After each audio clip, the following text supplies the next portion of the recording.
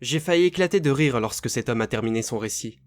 Nous étions en plein milieu d'un bel après-midi, et ces derniers temps, tout était calme en ville. L'adjudant-chef et moi revenions d'une patrouille tranquille, et commencions à nous servir du café lorsqu'un homme d'une quarantaine d'années est entré dans la gendarmerie. Une expression de terreur était affichée sur son visage, et son corps tremblait spasmodiquement. Nous l'avons salué, puis l'avons invité à s'asseoir en face du bureau de mon collègue. Ce dernier l'a questionné sur sa venue, et l'homme a commencé à raconter ce qui lui était arrivé. L'homme se promenait dans un petit sentier traversant la forêt avoisinant sa maison, lorsqu'il s'était retrouvé aux abords d'un petit village à l'apparence morbide. Désireux de découvrir du pays, l'homme avait descendu la petite pente menant à la bourgade. En descendant, il s'était rendu compte que ce sentier était la seule route y conduisant. D'après ses dires, c'était la première fois qu'il découvrait un village perdu en pleine forêt. Il résidait en ville depuis peu, et ignorait totalement l'existence de ce dernier. Une fois aux portes de la bourgade, l'homme avait rencontré un panneau de bois où était inscrit le nom du lieu, Stenmore. Intrigué, l'homme avait inspecté les habitations de loin, et s'était rendu compte qu'elles étaient très anciennes. Il n'y avait que de petites maisons aux piètres apparences, ainsi que de petits commerces fermés. Alors qu'il s'apprêtait à mettre les pieds dans la bourgade, il avait aperçu quelque chose de glaçant. Un homme pendait au bout d'une corde accrochée à un piquet de fer ancré dans le mur d'une bâtisse. Il n'était pas le seul. D'après les dires de l'individu, il y en avait sur chaque habitation. Apeuré, il avait rebroussé chemin avant de se rendre jusqu'à la gendarmerie. À la fin de son récit, l'homme a failli tourner de l'œil, et nous avons dû lui offrir un café pour qu'il se sente un peu mieux. Complètement terrorisé, il nous a supplié d'aller voir, et lui avons fait la promesse d'aller y jeter un œil. L'homme parti, j'ai éclaté de rire. Quel vieux taré! L'adjudant m'a zioté avec mépris. Je vous demande pardon? J'ai haussé un sourcil. Vous le croyez? Il a récupéré son arme de service avant de saisir les clés du véhicule de patrouille. Pas trop. J'ai jamais entendu parler de ce village. Mais on ferait mieux d'aller y jeter un œil. Mon collègue n'était pas sûr, et cela m'irritait un peu. Mais je ne pouvais discuter ses ordres. Question de hiérarchie. Une fois équipés, nous sommes montés dans le véhicule et avons pris la route en direction de la fameuse forêt. Arrivés devant le sentier, nous sommes descendus et avons inspecté les environs. Allons-y, me lança mon collègue en passant devant. Les bois étaient magnifiques. Traversés par les rayons du soleil, les nombreux chênes qui nous entouraient offraient une atmosphère calme et reposante. Nous avons longuement marché avant de trouver le fameux village. Arrivé là-bas, mon collègue a dégainé son arme. Bon sang, voyons ça. Nous nous sommes engagés dans un petit chemin d'allée, le long duquel trônaient les habitations. Nous avons inspecté la première, mais n'avons pas trouvé de cadavre. En revanche, il y avait effectivement une corde accrochée à un piquet de fer. Il a dû halluciner.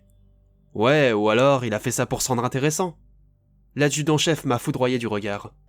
Jetons un œil au reste du village. Nous nous sommes engagés dans l'allée et avons inspecté les parages à la recherche des corps. Nous nous sommes rapidement rendus compte qu'il ne restait que les cordes. Mais alors que nous nous apprêtions à faire demi-tour, nous les avons vus. Des hommes, des femmes, des enfants, tous avec des sacs en toile sur la tête, tous agglutinés derrière nous. À la fois surpris et apeurés, nous avons sorti nos armes. Pas un geste! Les individus demeuraient inertes. Il y en avait une bonne cinquantaine. Pouvez-vous nous expliquer ce qui se passe ici? A réclamé l'adjudant, peu serein. Le doigt posé sur la gâchette, je me tenais prêt à tirer. Ils sont nombreux. Oui, je sais pas ce qui cloche, mais je pense qu'on devrait pas rester là.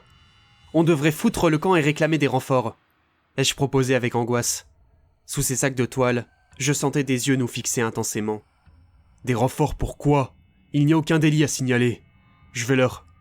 Soudain, les individus se sont mis à avancer. Hé! On a dit pas un geste! Restez où vous êtes! Leur ai-je ordonné en braquant mon arme sur eux.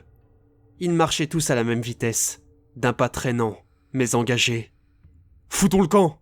Alors que nous contournions la foule, j'ai vu un cadavre suspendu tomber sur mon collègue.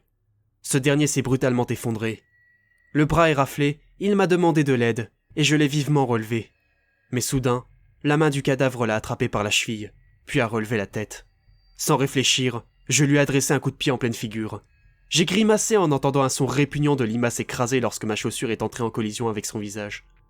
Nous avons poursuivi notre fuite à travers le village qui semblait s'étendre sur des kilomètres. Plus nous avancions, et plus sa superficie s'étendait.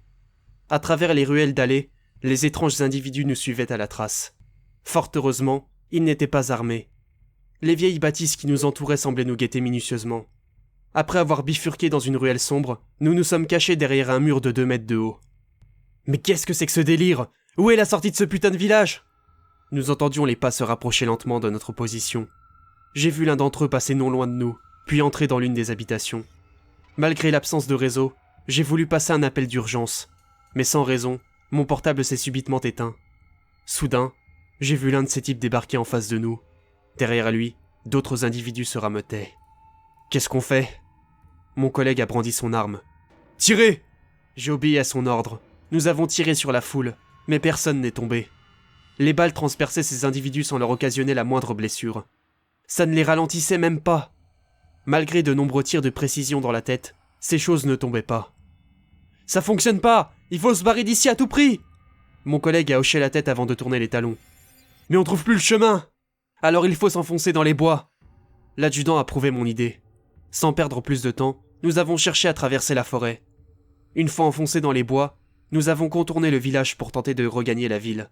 Mais alors que nous franchissions ces buissons, nous en avons vu d'autres. Ils étaient si nombreux, tous avec ces sacs sur la tête. Après de longues minutes de course, nous sommes parvenus à sortir des bois. Nous nous trouvions aux abords de la zone commerciale de la ville. J'ai senti mon téléphone vibrer. Il était fonctionnel. Nous avons demandé des renforts, puis sommes retournés dans la forêt. Mais arrivés là-bas, nous sommes restés sur le cul. Il ne restait pratiquement plus rien du village. Seules quelques habitations en ruine reposaient au milieu des arbres. Après une longue patrouille de plusieurs heures, nous sommes repartis bredouille et avons essuyé quelques moqueries. Je bosse toujours à la gendarmerie, mais aujourd'hui, je suis l'adjudant-chef. Bien que notre petite ville est toujours aussi tranquille, il m'arrive d'intervenir sur des cas typiques. Tapage nocturne, violence conjugale, bagarre. À temps perdu, je fais également pas mal de recherches sur cet ancien village. Au fil de mes fouilles, j'ai dégoté quelques informations. Cette bourgade avait été créée au XVIe siècle, et d'après les informations disponibles sur les différents sites que j'ai pu visiter, c'était un lieu infesté de sorcières.